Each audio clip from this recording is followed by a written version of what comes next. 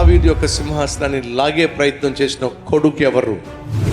ఆ కొడుకు చేతిలో నుండి దావీదు మళ్ళా ఆ రాజ్యాన్ని ఎలా తీసుకోగలిగాడు?